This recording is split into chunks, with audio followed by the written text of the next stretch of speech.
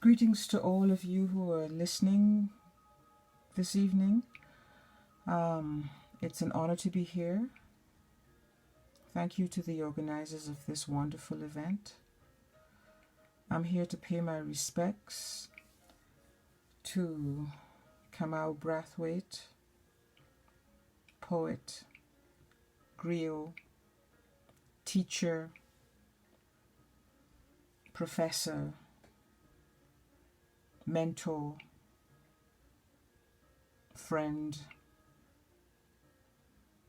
husband, father, listener, and now ancestor. I want to make a few preliminary remarks before reading the remarkable yet painful and poignant document titled The Last Days of KB and CowPastor Vandal, my Amitin 2005.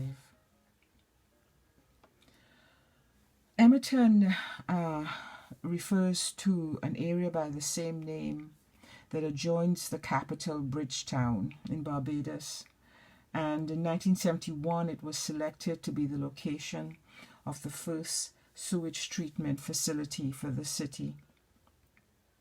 Amitin was designated a slum, which is why it was chosen for clearance of the population.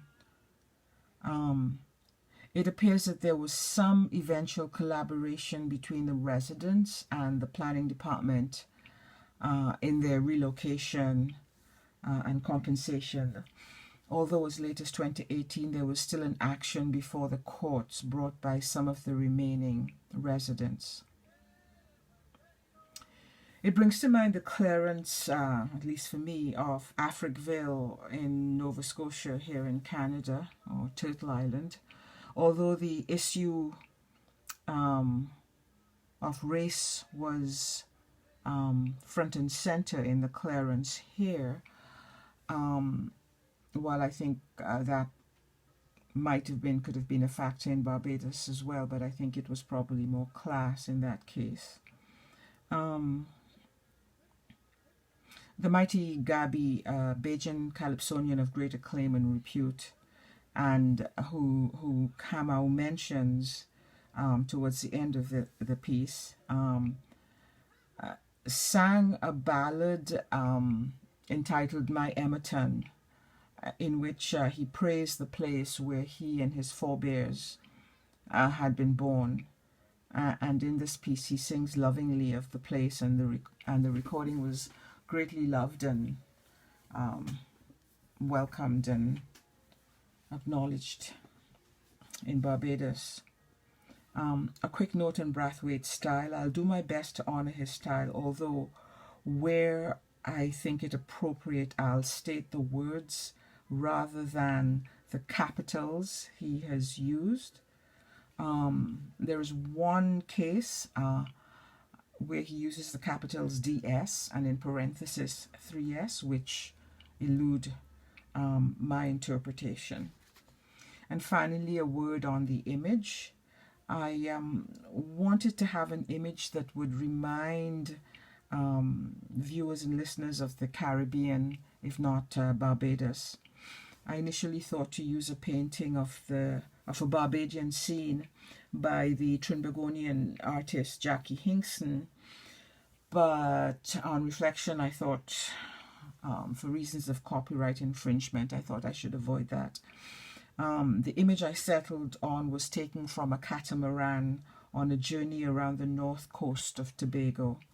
I thought the image of the wake of the boat references the idea of being in the wake, which scholars like Christina Sharp have explored so thoughtfully and brilliantly. I also thought that we're in the wake of Kamau's life and death. I also thought it relevant, the image of the sea because we Caribbean people are a marine people, people of the sea, birthed in that part of the world by the sea in a very difficult and traumatic history in whose wake we still are. And then I'm sure that we all recall Kamau's statement that the unity is submarine.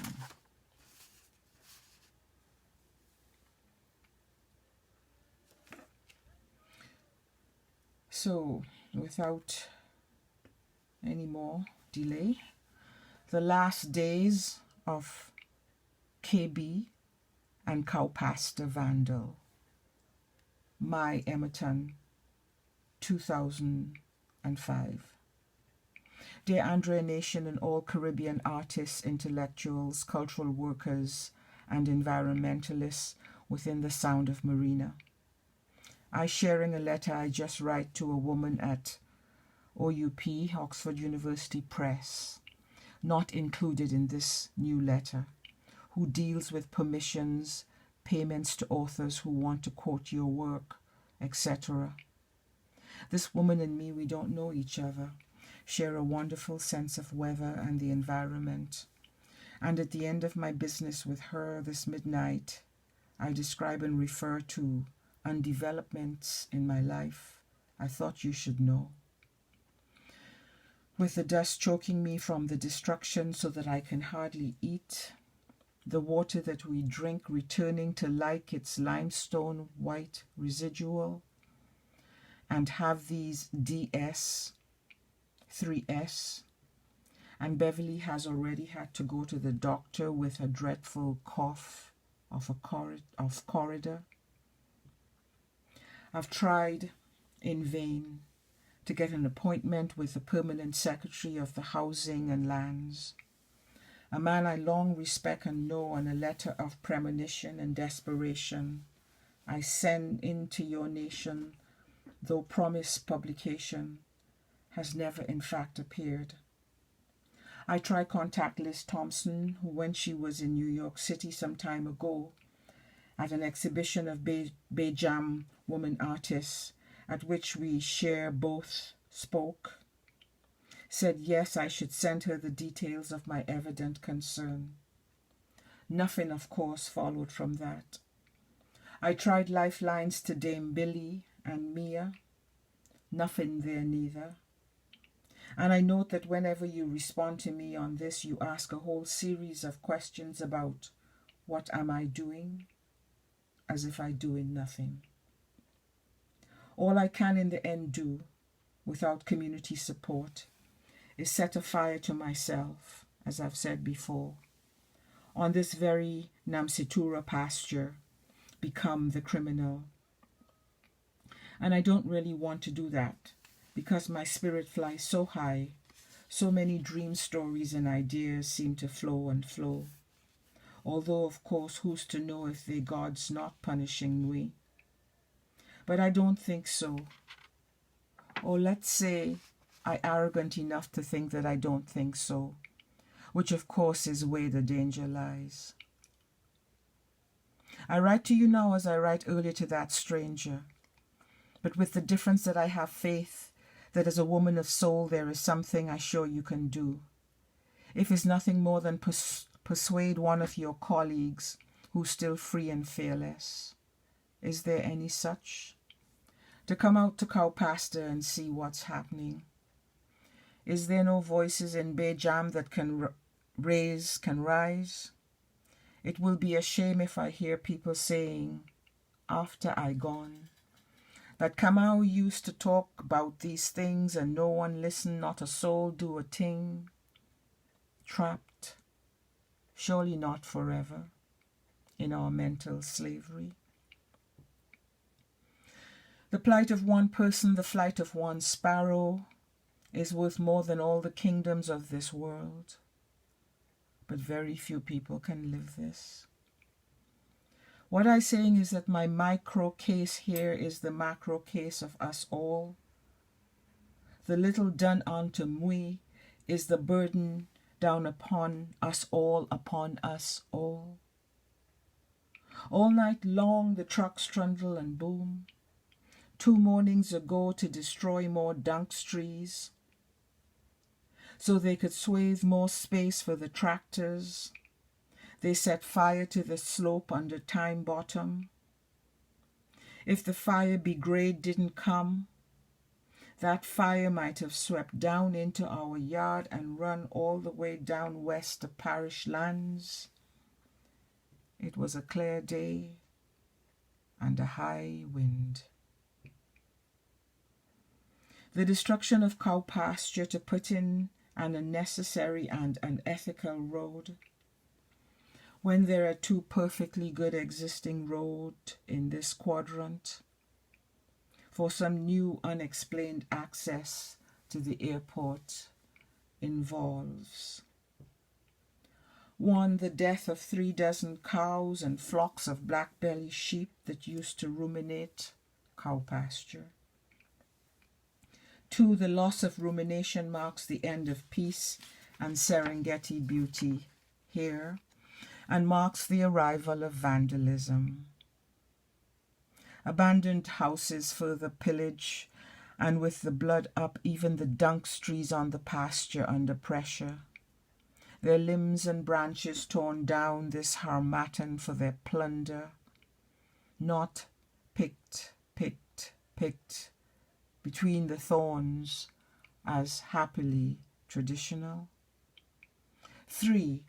The loss of pasture here and all over Barbados and all over the CARICOM Caribbean, equals also the closing down of the last sugar production in St. Kitts and the verge of ditto in Barbados. 4. The loss of pasture here and all over the island and all over the CARICOM Caribbean, equals the decline of cricket. Sir Viv and Gary Sobers, come from baylands, not from roundabouts, hotels, and clogged up death mark highways.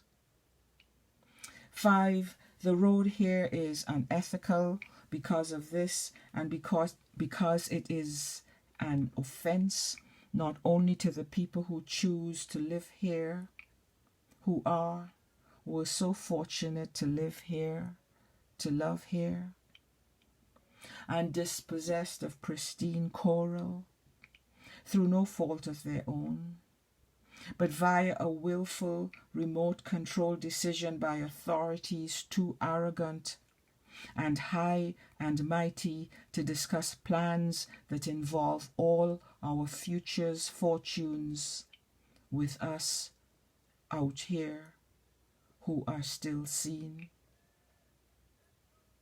Mental plantation, mental slavery. As chattel, anti-heroes have no voice, cannot afford to be admitted to outvoice. 6.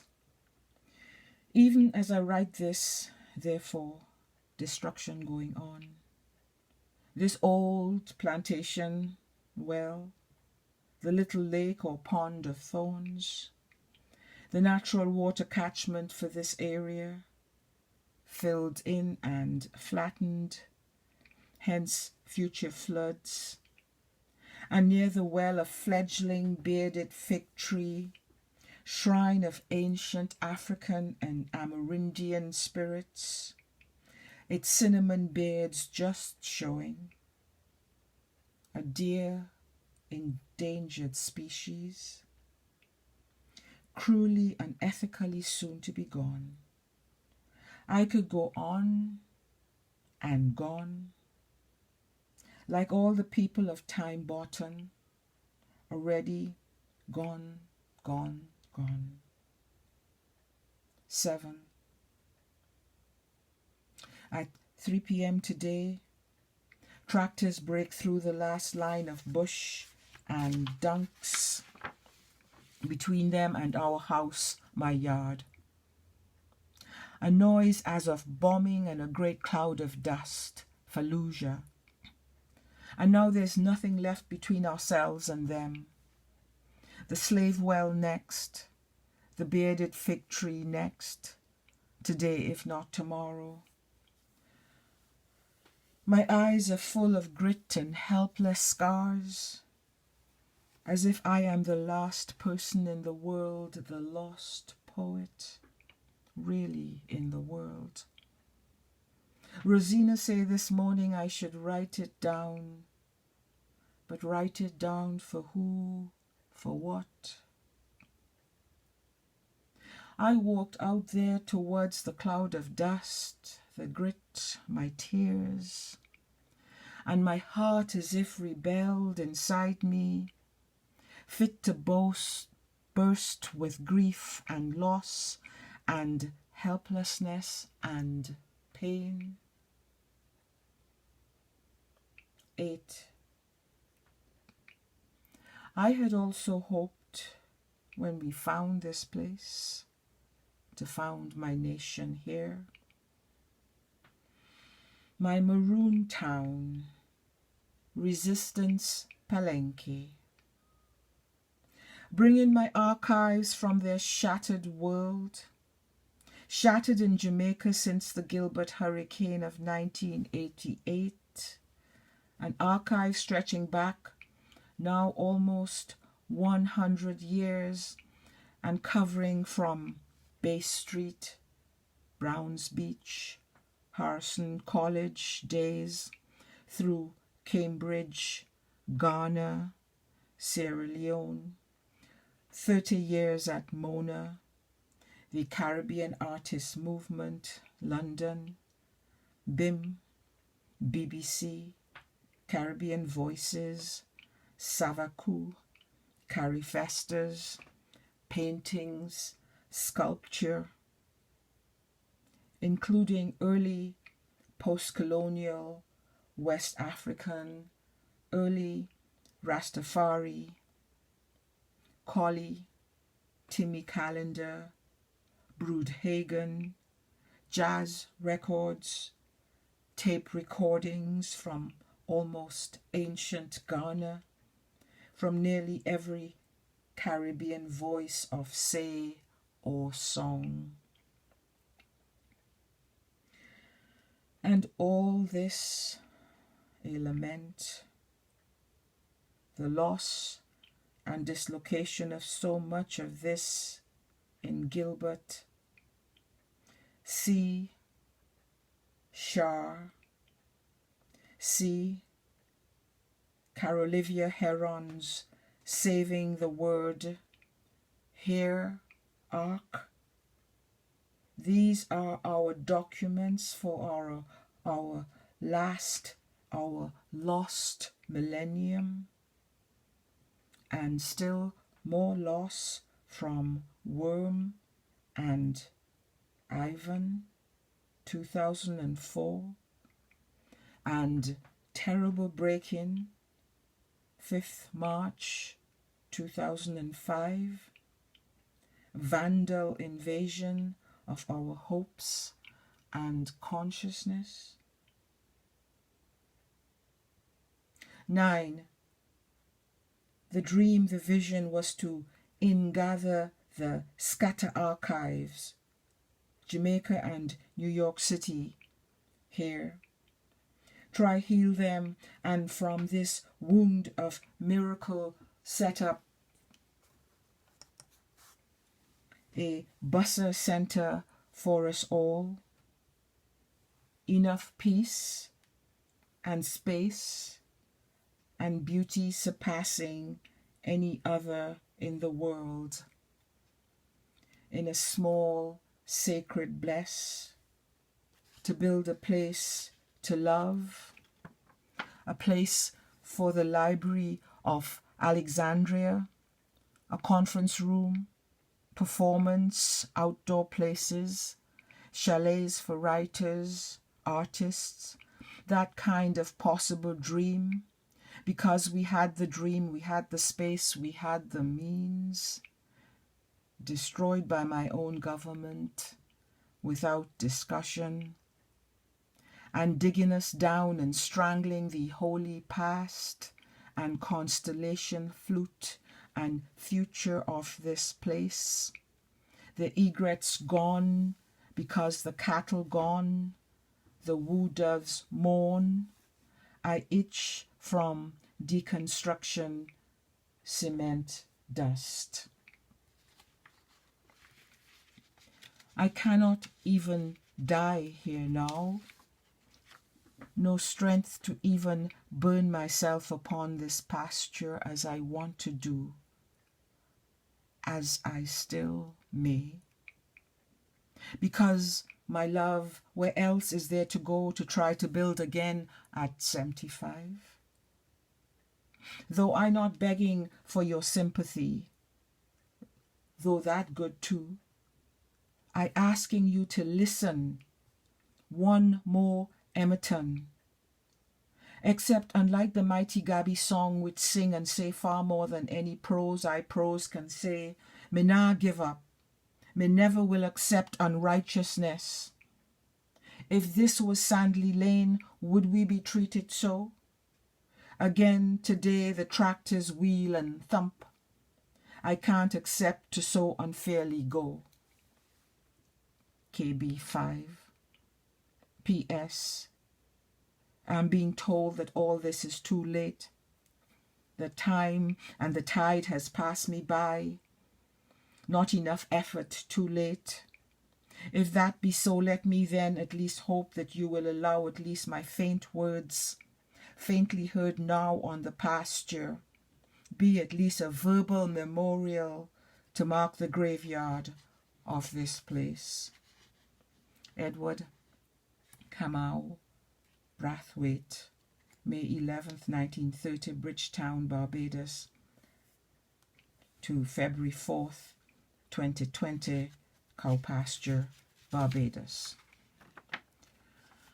I want to add that on June 11th, 2019, I received an email from Kamau, which I would like to read. It's a very brief paragraph.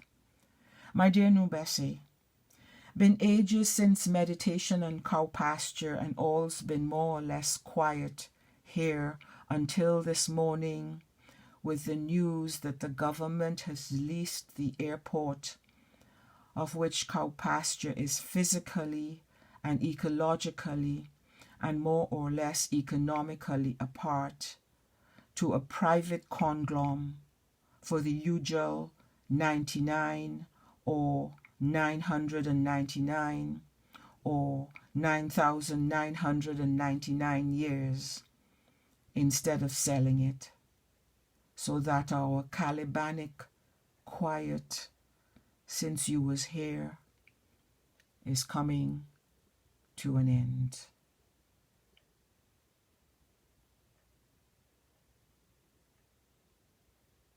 Walk good, Kamau. Thank you all.